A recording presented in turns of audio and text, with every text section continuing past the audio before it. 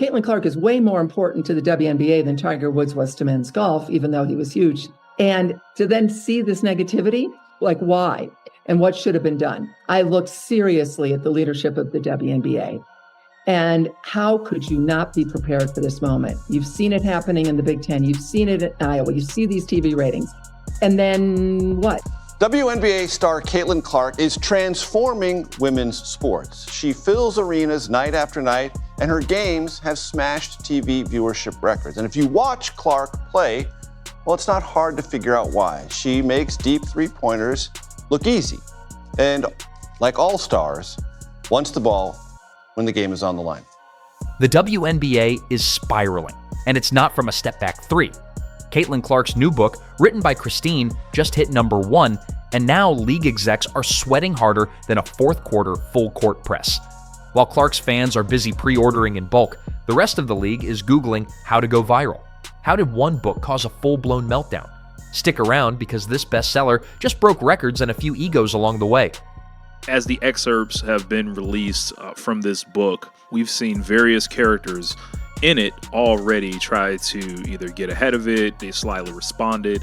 We saw Cheryl Reeves going at Christine Brennan not too long ago, I believe maybe 2 weeks ago, called the book fiction. DJ Carrington was caught up in a story regarding Alyssa Smith that just went out today and took to Twitter basically to say it was cap. And it seems like every story or excerpt or interview that Christine does turns up the heat a little bit more on what Caitlin Clark's first year in the WNBA looked like. So Caitlin Clark drops a book, or rather, Christine drops a book about Caitlin Clark, and boom, the entire WNBA front office is clutching their pearls like someone just unplugged the league's last functioning marketing strategy. Because in a plot twist no one saw coming, except literally everyone, this biography shot straight to #1, bestseller, dominating charts like Caitlin dominates the fourth quarter. Christine, how much does it hurt the WNBA when Caitlin Clark is out? It is devastating to the WNBA when Caitlin Clark is out. And anyone out there, and there may be a few people out on X and social media and Twitter who want to dispute that, facts are facts.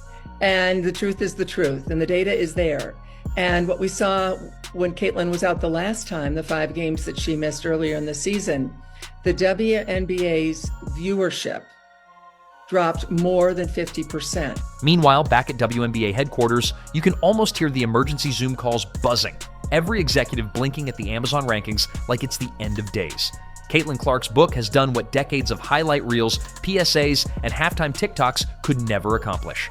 Make people who don't even watch basketball suddenly care about a WNBA player, and not just care. Caitlin, it seems like, for whatever reason, she's polarizing. Like, she's been hit with more flagrant fouls than any player ever this year. They tried to come at you when you were writing a story and said, don't ask questions about why people don't like Caitlin Clark. But I'm going to ask you, Christine, why is she polarizing in your opinion? Why do people not embrace the phenomenon that is Caitlin Clark? It's one of the big points in the book. I deal with all of this and my research and reporting, because I was perplexed as well. I mean, this is the greatest moment ever for the WNBA. Turns out people will read 300 pages about a rookie before they'll watch 40 minutes of regular season WNBA action. Wild. And it's not just any rookie, it's the rookie. Caitlin Clark, the Iowa phenom who stepped into the league with a three-point shot and the gravitational pull of a neutron star. Her fan base makes Swifties look shy. And now she's got a book that isn't just trending, it's obliterating the sports book charts. Now, Christine Brennan is writing a book on Caitlin Clark. I would imagine that there is some insight into what she kind of seen as a reporter close to the situation with Sides' relationship with Caitlin. There was a lot of, why won't Christy Sides stand up more for Caitlin Clark? Why is she so soft on either the referees or in the press conferences and calling these things out? And I've seen many people reply in comments, to my videos saying they're ready to get rid of Sides. So I think that is a question. But let's not overlook the MVP behind the scenes. Christine, the author who somehow did what the WNBA's PR team has been trying to do since 1997, make people actually interested. She cracked the code. You want the public to connect? Give them drama, give them grit, Give them the rise, the setbacks, the teammate tension, the media storm, the crowds, the silence, the comeback. Then tie it all up in a story with heart. Christine served up the full package, with a side of receipts. While she's probably sipping an oat milk latte and watching the royalty checks roll in, the league is hitting the panic button so hard it might break the desk. Because this wasn't supposed to happen like this. The WNBA had plans, committees, media roadmaps. They were going to slowly introduce Caitlyn to the world in carefully staged pressers and mildly awkward skits.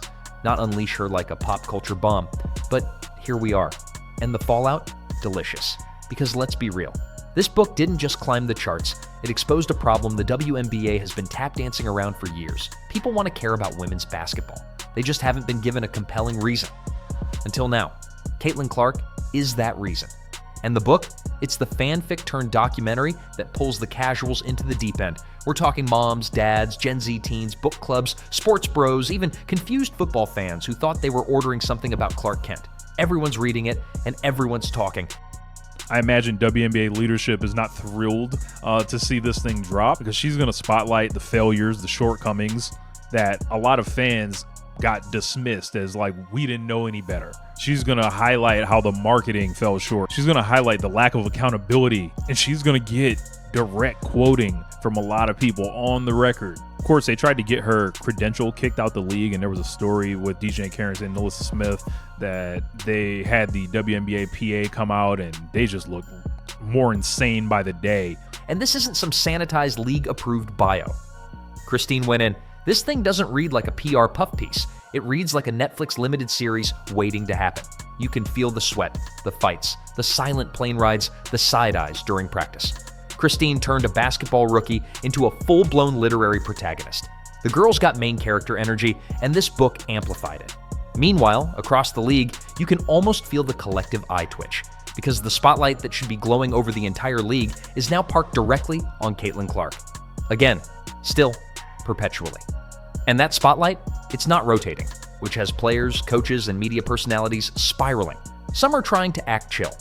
It's good for the league, they say, while their Twitter fingers betray their envy. Others, not even pretending. Full-blown resentment on display. You'd think Caitlyn walked into the locker room and replaced everyone's Gatorade with vinegar. The league wanted parity, balance, unity. What they got was a supernova. One that doesn't ask for permission and definitely doesn't dim her own light to keep the room comfortable. That book, it just turned the brightness up to blinding. And it's not like the WNBA hasn't had stars before. They have. But none with this kind of cultural impact this fast. Caitlyn is pulling viewers, selling merch, and now she's selling stories. The kind of stories that stick with people. Stories that convert.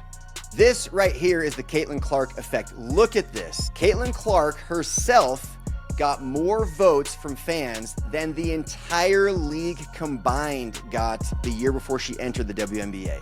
This is the CaitlinClark effect. This is why every single player in that league should be thanking her and thanking their lucky stars that they're in the league at the same time that she is, because she is elevating the entire league. She had more votes herself than the entire league combined the year before she got there. This is insane. This is the CaitlinClark effect. I'm not saying they should all bow down and worship her. I'm not saying she's the best player in the league, but she's clearly the most important. And if you're... And here's the kicker.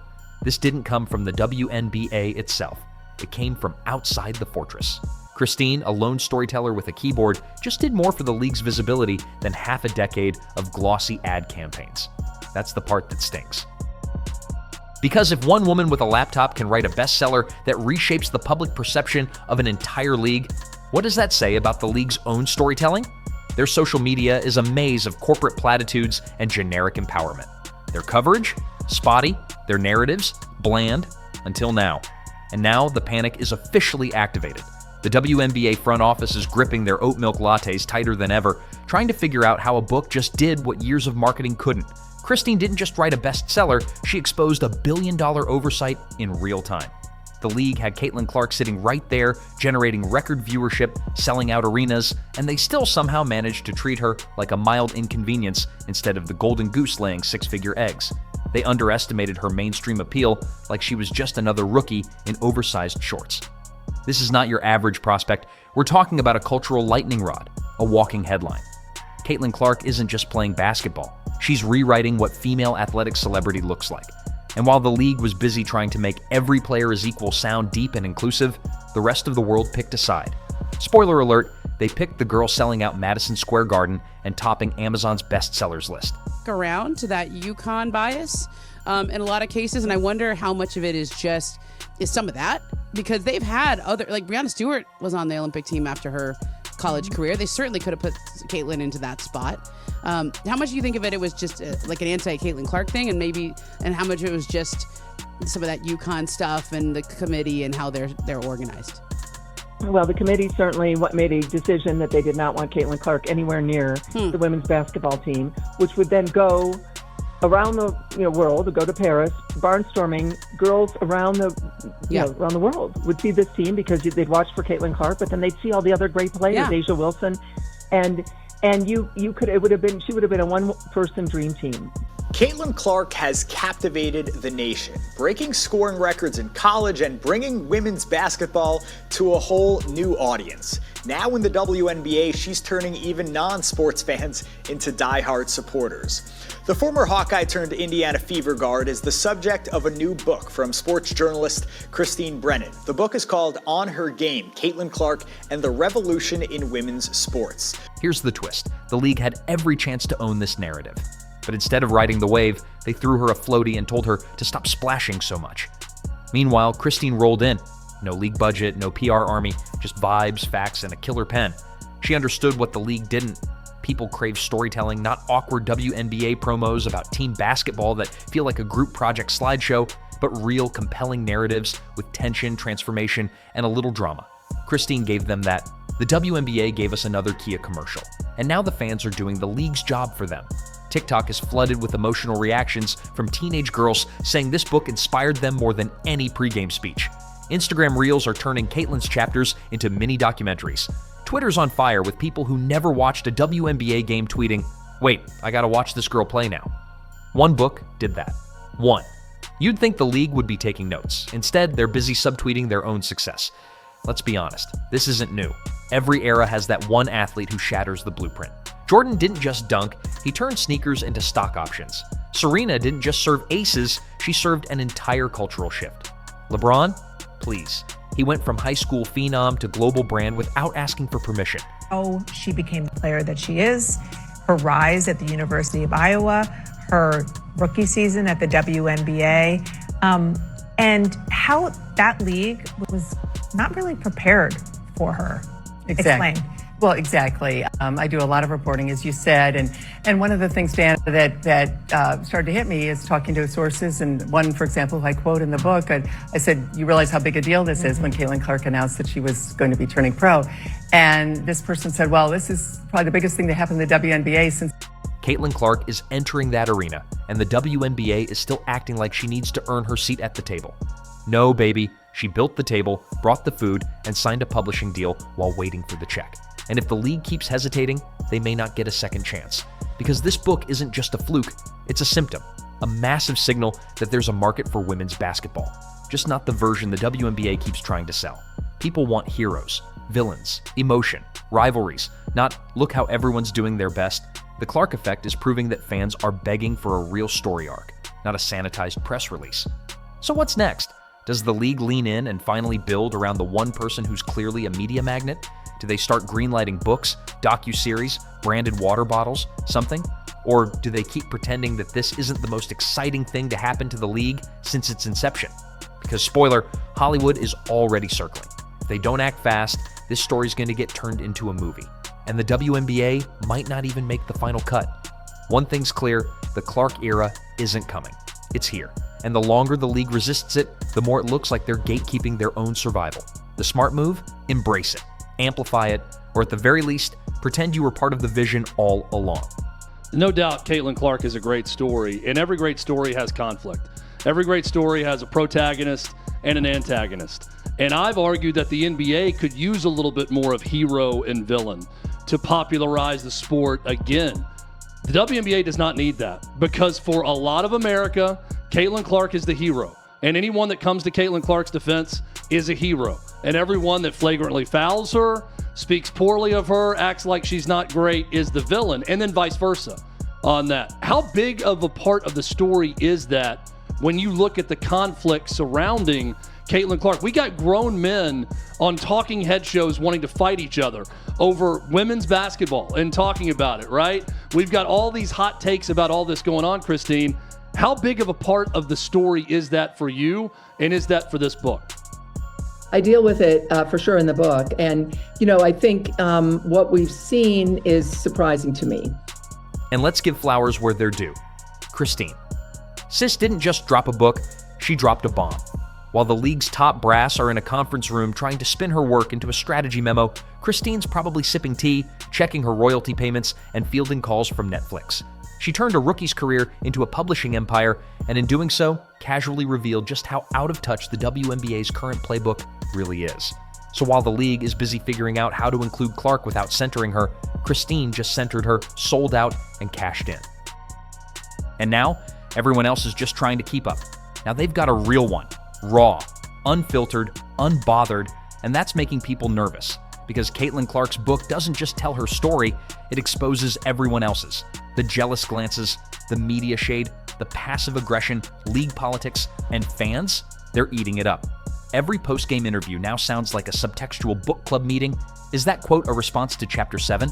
Was that foul retaliation for page 126? The drama has become canon. Because, let's be honest, this is only the beginning. If Christine wanted to, she could write a trilogy. Volume 2 might cover the playoff debut. Volume 3, the Olympic snub saga. Caitlin's career is writing itself in real time, and Christine already has a front row seat. And also tomorrow, Christine Brennan is releasing her book about Caitlin Clark. And she talks about the impact of Caitlin Clark, and I'm sure there will be so many wholesome stories and uplifting things about Caitlin, but she is also sharing a look behind the scenes at a lot of the drama and negative things that happened last season. And there have already been some excerpts that have been released online. I want to talk about one of those in today's video. Christine Brennan has also been doing a lot of different interviews and talking about some of these controversial subjects. And the WNBA, they have a decision to make. Embrace the chaos or keep pretending this isn't happening. Spoiler alert, it's happening. The panic is justified because this book just proved that Caitlin Clark isn't just a basketball player, she's a movement, a brand, a storyline. And while some in the league hope to mold that narrative quietly, safely, and under strict supervision, Christine just smashed that plan to pieces with a hardcover spine and a pre-order link. And now, the floodgates are open. Publishers are sniffing around other rookies. Documentarians are calling agents. Suddenly, everyone wants a piece of the pie they didn't even know existed last week. The WNBA thought they were running a league. Turns out they're running the background set of a growing media empire. Christine saw the value first. She didn't wait for permission. She didn't schedule a meeting. She just wrote the story the league should have told, and it paid off. Now fans are showing up not just to see Caitlin play, but to see how the next chapter unfolds, literally. Every game feels like a sequel to the book. Every player interaction gets decoded like a leaked script. The WNBA has accidentally become reality TV, and Caitlin is the reluctant star who keeps delivering ratings whether she wants to or not. We're almost at the exact year anniversary of where Caitlin Clark was not put on the U.S. Olympic basketball team, which I think is one of the worst decisions I've ever seen in the Olympic world, and I've covered it for a long time. I think she's not just one of the most, if not the most famous athletes in the United States. I think she's one of the most famous people in the United States. And then even around the world, I went in Paris at the Olympics when people were like, why isn't Caitlin Clark here? And of course, I'm the journalist. I have nothing to do with the decision. But I would say this, well, I'd be talking to someone from Brazil who was like, I was going to go to the US Games and cover Caitlin. So a Brazilian journalist, a British journalist, like, explain this phenomenon to me and then I'll cover at the Olympics. Well, there's no Caitlin. And look, it's not all doom and gloom. The league can still win here if they lean in. If they stop treating Caitlin Clark like a glitch in the Matrix and start treating her like the reboot they didn't know they needed. Because she's not just bringing in fans, she's changing who those fans are. People who have never watched a women's basketball game in their lives are now buying tickets, watching highlight reels, arguing about flagrant fouls on Twitter, and yes, reading. They're reading. That's the real threat. Not Caitlin's jump shot, not her stat line, not even her rookie contract. It's her narrative power. And Christine handed her the pen. So while other players grumble about media bias and fan favoritism, Caitlin's just out here living the plot, game by game, page by page. And the league? They can either write her into their story or keep pretending they're not already extras in hers. Either way, the fans have spoken, and they're reading every single word. Page-turner status confirmed. And now, the WNBA is flipping pages, hoping the next one doesn't have them as the villains. Too late. Christine already published it. Christine,